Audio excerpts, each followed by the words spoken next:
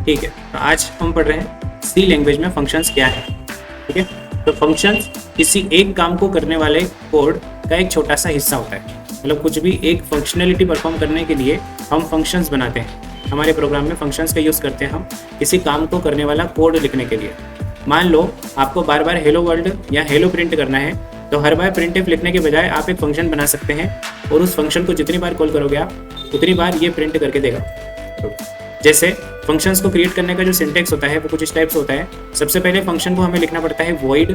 Void मतलब होता है इस फंक्शन का रिटर्न टाइप, कि ये फंक्शन क्या रिटर्न करेगा, है ना। अभी यहाँ पे कुछ भी रिटर्न नहीं करेगा फंक्शन, इसलिए हमने यहाँ पे वॉइड लिखा है। और फिर ये रहा फंक्शन का नाम, then parenthesis, then curly brackets open and curly brackets close. Curly brackets open और क्लोज के बीच में हमने प्रिंटफ यूज किया हुआ है, एक प्रिंट किया है। मतलब ये हमारी पार्ट फंक्शनैलिटी हो गई। इस फंक्शन की फंक्शनैलिटी क्या है कि इसको प्रिंट करना है हेलो। और इस फंक्शन का रिटर्न टाइप कुछ भी नहीं है, मतलब ये फंक्शन कुछ रिटर्न नहीं करता है, इसलिए हमने यहाँ पे लिखा हुआ वॉइड। अभी आगे समझ में इजीली आएगा जब ये फंक्शन कुछ रिटर्न करेगा। अब ये फंक्शन कुछ रिटर्न नहीं कर रहा है, दैट मीन्स हमने यहाँ पे लिखा हुआ है वॉइड। वॉइड का हिंदी अर्थ क्या होता है? खाली। ठीक है, खाली या कुछ नहीं।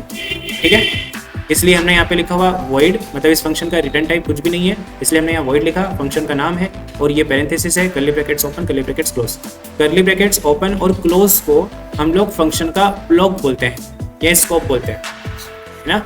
स्कोप, स्कोप मतलब ये फंक्शन यहाँ से स्टार्ट हो रहा है और यहाँ तक खत्म हो रहा है, इसके अंदर अंदर फंक्शन है। ठीक है, और इस फंक्शन का नाम क्या है यहाँ पर लिखेंगे। और यहाँ पर हम लोग ये पैरेंथेसिस ओपन और क्लोज है, इसमें जगह है हमारे पास पैरामीटर्स लेने की। पैरामीटर्स हम लोग इसमें मतलब हम किसी भी फंक्शन को डेटा पास कर सकते हैं with the help of parameters. ठीक है, आगे जाके समझ में आएगा। अब वॉइड क्या है? फंक्शन कोई वैल्यू वापस नहीं करेगा या फिर वैल्यू वापस रिटर्न नहीं करेगा, इसलिए हम लोग वॉइड लिखा। माई फंक्शन, फंक्शन का नाम है। और पैरेंथेसिस, अभी फंक्शन में कोई इनपुट नहीं है इसलिए ये खाली है। फंक्शन में कोई इनपुट नहीं लिया अपन ने इसलिए ये खाली है, और होगा तो हम लोग इसमें फंक्शन दे सकते हैं। और कर्ली ब्रैकेट्स, इसके अंदर फंक्शन का काम लिखा जाता है कि इस फंक्शन को करना क्या है। ये रहा फंक्शन का नाम और यहाँ से यहाँ तक रहेगा फंक्शन का काम। ठीक है, फंक्शन को कॉल करना, सिर्फ फंक्शन बनाने से वह नहीं चलता है, आपको फंक्शन बनाकर उस फंक्शन को कॉल करना पड़ता है। जब जब आप उस फंक्शन को कॉल करोगे तब तक फंक्शन के अंदर की फंक्शनैलिटी चलने वाली है। सिर्फ फंक्शन बनाने से वह नहीं चलता, उसे चलाने के लिए कॉल करना पड़ता है। जैसे hash input stdio.h, standard input output हमने इंक्लूड किया। उसके बाद वॉइड माई फंक्शन, फंक्शन का नेम, नॉन रिटर्न टाइप है, फंक्शन है माई फंक्शन, वो प्रिंट करेगा हेलो। ये इस फंक्शन की फंक्शनैलिटी है। अब मैंने यहाँ पे लिखा हुआ है इंट मेन फंक्शन मेरा, और फिर अंदर मैंने माई फंक्शन को कॉल किया हुआ है। ध्यान से देखना, मैंने इंट मेन के अंदर माई फंक्शन नहीं बनाया है, माई फंक्शन मेरा बाहर बना हुआ है। ठीक है, और इस फंक्शन को कॉल कर रहा हूँ मैं मेन फंक्शन के अंदर। ठीक, क्योंकि जब हम इस कोड को कंपाइल करेंगे तो हमारा मेन फंक्शन चलता है, और यही मेन फंक्शन की रिस्पॉन्सिबिलिटी होती है कि आपके इंटरनल फंक्शंस या कोड को चलाना। अब ये मेन फंक्शन चलेगा तो ये इस फंक्शन को कॉल करवाएगा। ये कॉल करने का तरीका, उस फंक्शन का नाम और सेमीकोलन। सिंपल है। रिटर्न करना है 0, किसको? ये जो मेन फंक्शन में हम लोग लिखते हैं रिटर्न 0 लाइक दिस। आउटपुट में क्या आएगा? आउटपुट में आएगा आपको हेलो। क्यों? इस फंक्शन को कॉल किया हमने और इस फंक्शन का काम क्या है? हेलो प्रिंट करना। आउटपुट क्या आएगा आपके पास? हेलो। बिना प्रिंटफ चलाए आपने हेलो प्रिंट कर दिया। ठीक है, मतलब एक फंक्शन ऐसा ब्लॉक होता है जिसमें हम कोई फंक्शनैलिटी बनाकर रख सकते हैं, और जब जब उस फंक्शनैलिटी का काम पड़े तब हम फंक्शन को कॉल कर सकते हैं। ठीक है, फंक्शन को कई बार कॉल कर सकते हो आप, जैसे वॉइड फंक्शन का नेम एंड प्रिंट करना है हेलो और बैकस्लैश n। अब मेन फंक्शन के अंदर मैं इस फंक्शन को कितनी भी बार कॉल कर सकता हूँ, माई function my function my function. जैसे अभी मैंने 3 बार कॉल किया हुआ है, तो ये 3 बार हेलो बैकस्लैश n मतलब नई लाइन में, देन हेलो 3 बार हेलो प्रिंट करेगा। ठीक है, इस टाइप से। क्लियर? यानी एक बार फंक्शन बनाया और उसे जितनी बार जरूरत पड़े उतनी बार हम उसका इस्तेमाल कर सकते हैं। ये होता है फंक्शन। अब फंक्शन के फायदे क्या हैं? मान लो आपको 2 नंबर का सम निकालना है, बिना फंक्शन के आप क्या करोगे? इंट x = 5, y = 10, इंट सम = x + y, बार बार यही करोगे। ठीक है, प्रिंट करोगे आप %e और फिर सम, ये सम का आउटपुट आएगा।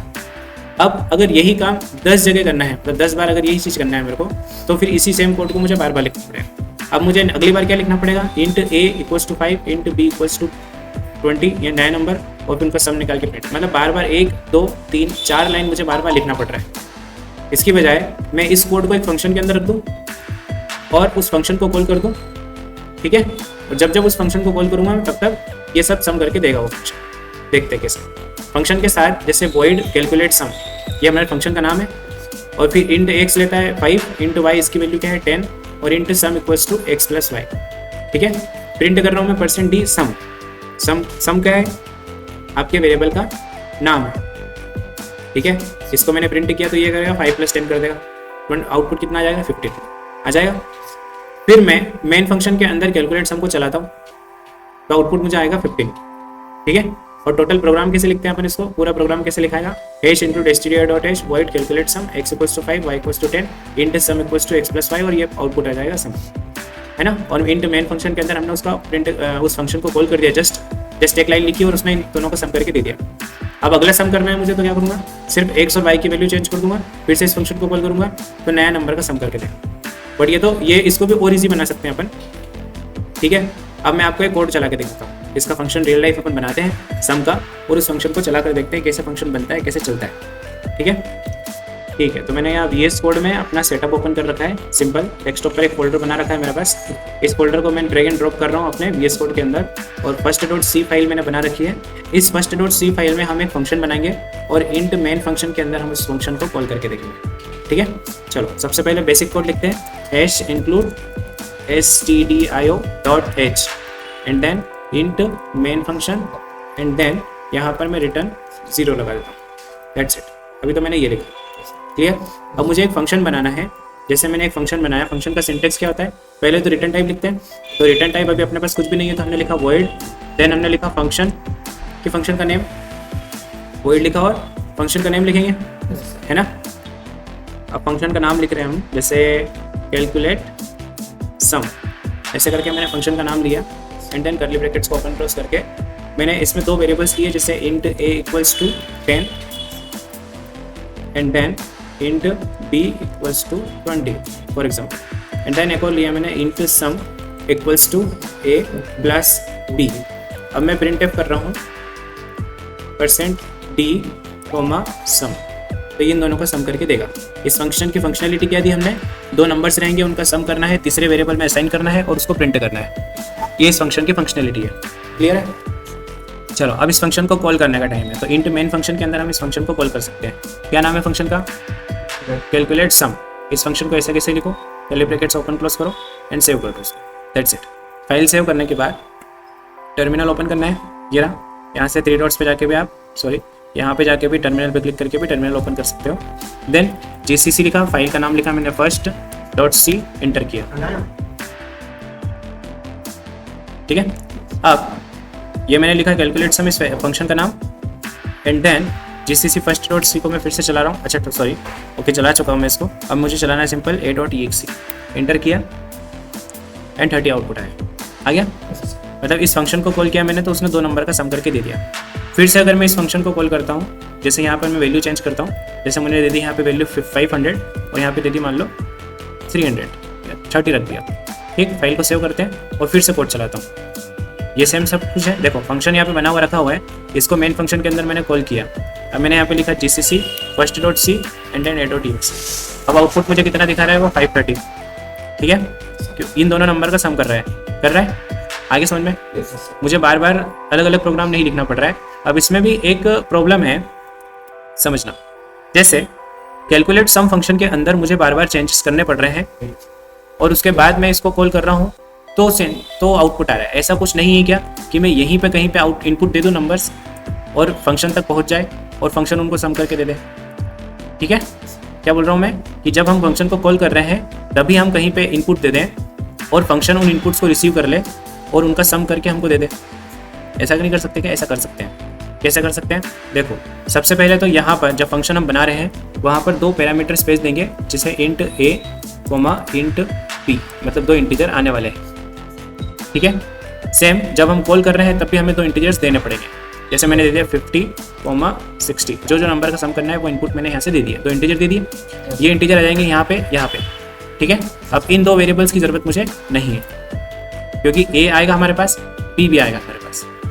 ठीक है, a और b आएगा, सम की हमें जरूरत है। सम के अंदर a और दोनों b का प्लस हो जाएगा और प्रिंट कर देगा सम। कौन प्रिंट करेगा, आपका ये फंक्शन। ठीक, करके देखते हैं। फाइल सेव करते हैं, फिर से मैं रन करता हूँ इसको, GCC calculate, okay first dot C, file का नाम है first dot C and then ./a.exe and then enter करते हैं। अब देखो आउटपुट क्या आया 110। सेम मुझे सिर्फ यहाँ पर वैल्यू चेंज करना है, जो सम करना है वो मैं यहीं से दे सकता हूँ, ठीक है 670 और ये दे दिया मैंने। अब जो नंबर चाहिए मुझे वो सब हमको यहाँ से दे सकते हैं, a.exe एंड देन c, ठीक है आगे समझ में। इस टाइप से हम क्या कर सकते हैं, दो वैल्यूज़ को सम करवाने का एक फंक्शन बनवा सकते हैं और यहाँ से इनको हम लोग बोलते हैं पैरामीटर्स। ये पैरामीटर्स फंक्शन में जाते हैं और फंक्शन का काम कर लेते हैं, मतलब यहीं से जब हम फंक्शन कॉल कर रहे हैं तभी हम पैरामीटर्स दे सकते हैं। हाँ चलिए एक और फंक्शन बनाते हैं जो स्ट्रिंग इनपुट में लेगा और आपको आउटपुट करके देगा हेलो और आपका नाम, ठीक है। जैसे पब्लिक यहाँ पे भी मैं वॉइड लिखता हूँ, फंक्शन लिखता हूँ, कितने भी फंक्शन बना सकते हो आप। जैसे मैंने यहाँ पे ले दिया प्रिंट नेम, एक फंक्शन बनाया अपन ने, इस फंक्शन का काम है एक नेम लेना और उसको प्रिंट करना, ठीक है। जैसे मैंने ले लिया नेम और यहाँ पे देते हैं अपन केयर नेम और स्क्वायर ब्रैकेट्स, ठीक है। अब मैं यहाँ पे प्रिंट करवाता हूँ इस नेम को, ठीक है। तो मैंने प्रिंटफ के अंदर लिखा हेलो और जो भी नेम है, तो नेम हमारा स्ट्रिंग है तो %s लिखेंगे and then name, that's it. ये प्रिंट करके देगा, ये फंक्शन प्रिंट करके देगा एक नेम।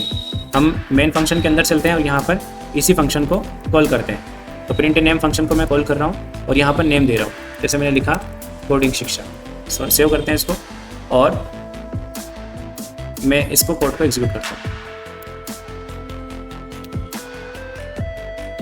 देखो 750 भी आया, इन दोनों का ये भी चल गया और ये भी चल गया, ये फंक्शन भी एग्जीक्यूट हुआ है और ये फंक्शन भी एग्जीक्यूट हुआ है। इसलिए हमें इस फंक्शन को हटाना पड़ेगा। अब हटाने की जरूरत भी नहीं है, आप इसको सिंपल डबल / से कमेंट कर सकते हो, ठीक है। कमेंट हो गया, अब ये फंक्शन नहीं चलेगा।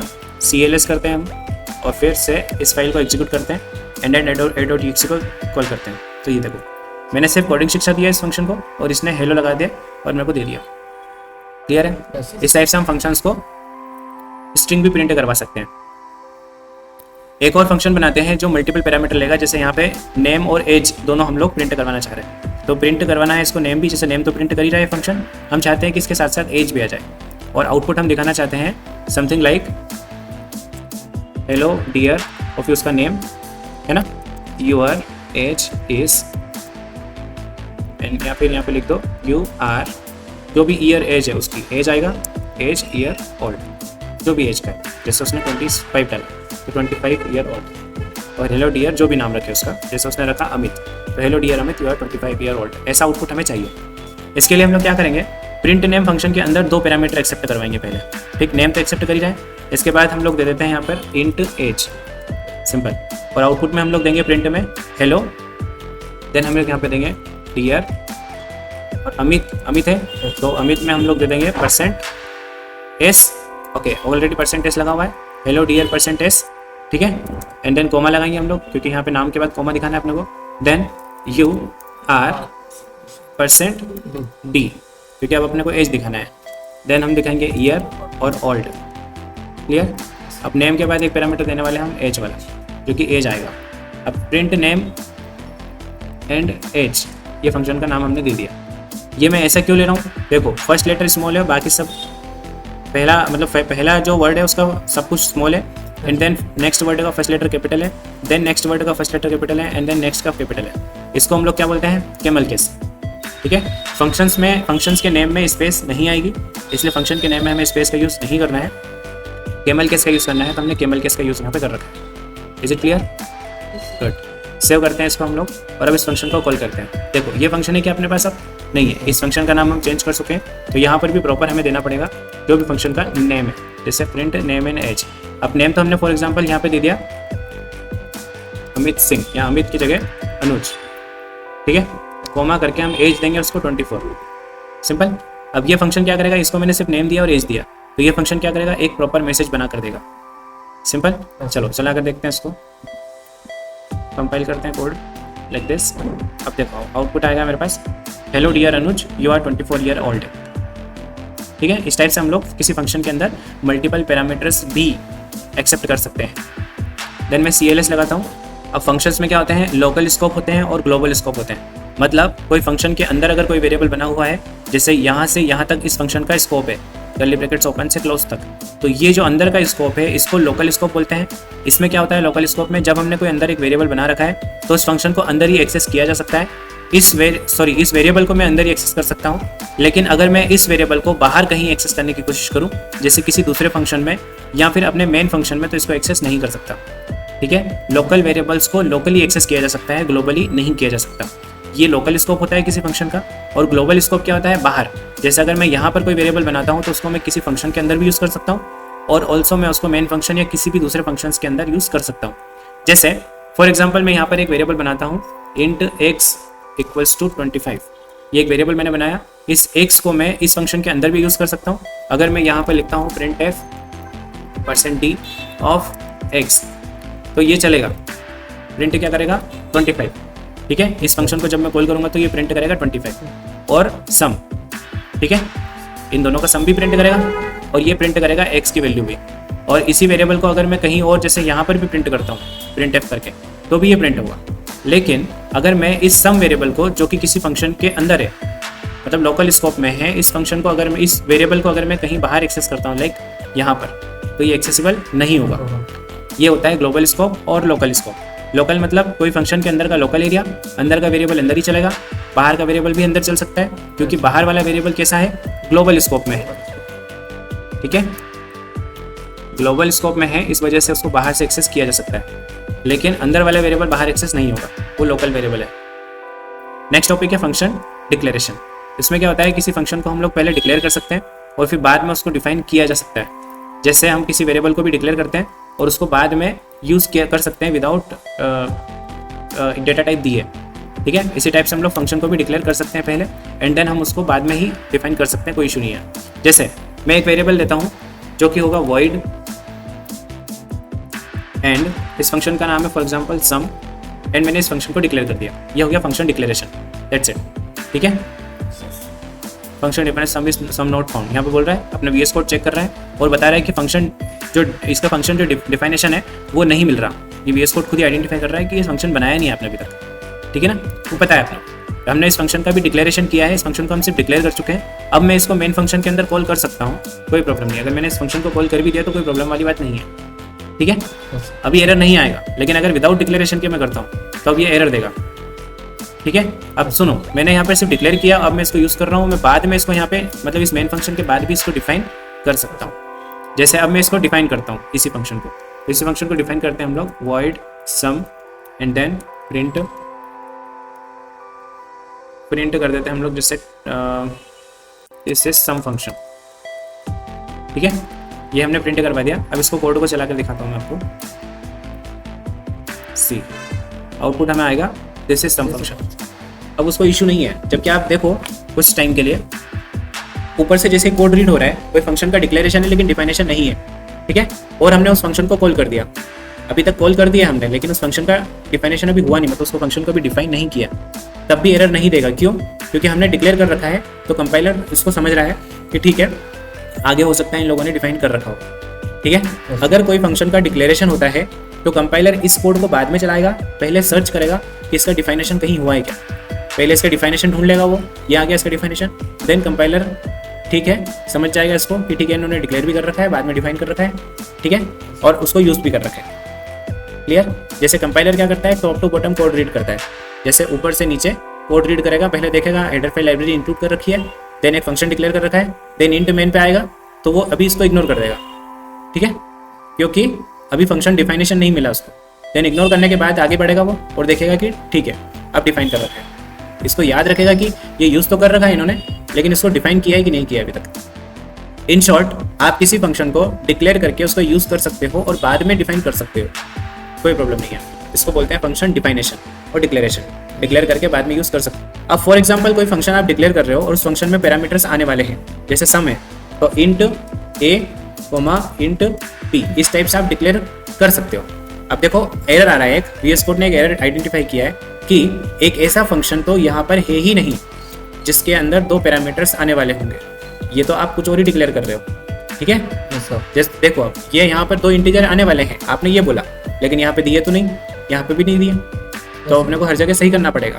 अब कुल मिलाकर मैं सीखा तो ये रहा हूँ कि आप किसी वेरिएबल को, किसी फंक्शन को, ऐसा फंक्शन जिसके अंदर मल्टीपल पैरामीटर्स आ सकते हैं, उनको डिक्लेयर कैसे कर सकते हैं। ठीक है ना, जैसे ये फंक्शन है, इसके अंदर मल्टीपल पैरामीटर्स आने वाले हैं। ठीक है, जैसे इंट ए इंट बी, तो मैंने यहाँ पे लिखा इंट ए नहीं लिखेंगे, यहाँ तो कॉल ही कर रहे हैं हम, तो कॉल करेंगे तो यहाँ तो वैल्यू देंगे 46, 50, ये मैंने वैल्यू दे दी दो इंटीजर्स, एंड देन यहाँ पे डिफाइन कर रहे हैं, तो यहाँ पर भी इंट ए इंट बी लिखना पड़ेगा। क्लियर, सेव करते हैं इसको और फिर से इसको चला कर देखते हैं। अभी ये चल जाएगा प्रॉपर, कोई दिक्कत नहीं। आउटपुट तो अभी भी हमको क्या आएगा, इन दोनों का सम आएगा क्या, नहीं। क्यों आएगा, क्यों नहीं आएगा, क्योंकि हम तो प्रिंट कर रहे हैं। ठीक है ना, इसको थोड़ा सा प्रॉपर कर लेते हैं। क्या करते हैं, int sum equals to A plus B and semicolon, and then print F करते हैं हम लोग सम %d कॉमा सम। तो अब ये दो इनपुट्स का सम करके दे लो। CLS कर देते हैं एंड देन कोड को फिर से कंपाइल करते हैं, देन यू विल सी 96। क्यों, क्योंकि हम जब कॉल कर रहे हैं तब हमने 46 और 50 दिया, इन दोनों का सम करके इस फंक्शन ने दे भी दिया। अब नेक्स्ट जो पार्ट सिखा रहा हूँ मैं आपको, वो सिखा रहा हूँ रिटर्न टाइप। यहाँ पर देखो वॉइड है, वॉइड मतलब क्या होता है, इस फंक्शन का कोई रिटर्न नहीं होगा। ये फंक्शन को सिर्फ आप कॉल करोगे और इसी फंक्शन की रिस्पॉन्सिबिलिटी है कि ये प्रिंट करके आपको देगा। बट मैं चाहता हूँ कि ये फंक्शन प्रिंट नहीं करे, ये फंक्शन काम करे बस, प्रिंट ना करे। दिस इज सेम लाइक आप किसी बच्चे को मार्केट भेजते हो और आपने उसको बोला कि मार्केट से दूध लेकर आना, ठीक है, और आपने ये नहीं बोला कि दूध लेकर आके मेरे को बताना कि दूध लेकर आ चुका हूँ।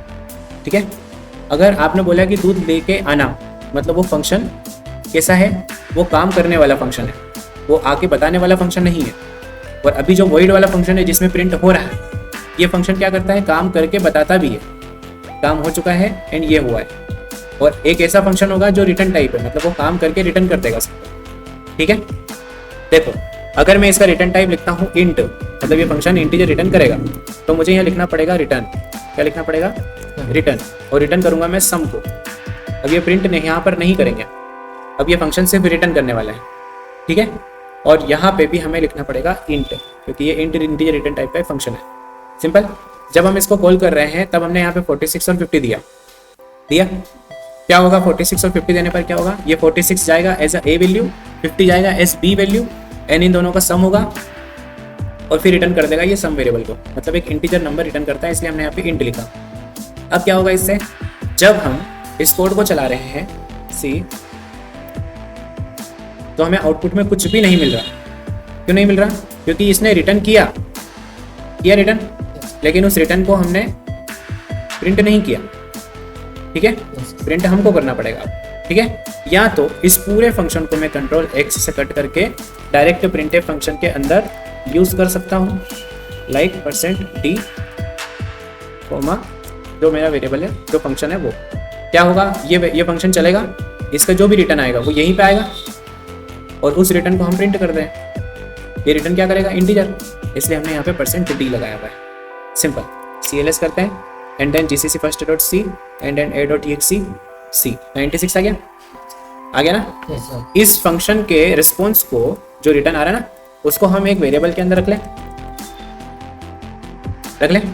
और इस वेरिएबल को, जैसे वेरिएबल का नेम और फंक्शन का नेम दोनों का सेम हो चुका है, इसलिए हम लोग यहाँ पे सम की जगह यूज कर लेते हैं अभी टोटल, और यहाँ पे मैं टोटल वेरिएबल को प्रिंट कर। क्लियर, क्या हुआ है, इस फंक्शन को हमने कॉल किया और उस टाइम पे हमने दो पैरामीटर दिए, ये दोनों पैरामीटर्स गए, सम हुआ और इस फंक्शन ने हमें इन दोनों पैरामीटर्स का सम रिटर्न कर दिया, यहाँ एक वेरिएबल रिटर्न दिया। इस रिटर्न को हमको प्रिंट करना पड़ेगा खुद से।